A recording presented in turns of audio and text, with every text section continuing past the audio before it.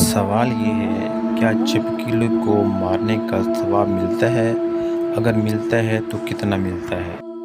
जवाब ये है कि हुज़ूर अकरम सल्लल्लाहु अलैहि वसल्लम ने इरशाद फरमाया, जिसने छिपकली को एक ज़रब लगाकर मारा उसके लिए 100 नेकियां लिखी जाती हैं, और जिसने छिपकली को 2 ज़रब लगाकर मारा उसके लिए पहले से कम नेकियां लिखी जाती हैं, और जिसने छिपकली को 3 ज़रब लगाकर मारा उसके लिए उससे भी कम नेकियां लिखी जाएंगी।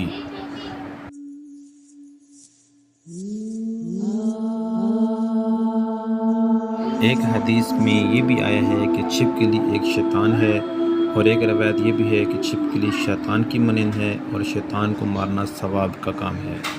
और वैसे भी छिपकली एक मुज़िद जानवर है और हर मुज़िद जानवर को मारने का सवाब मिलता है।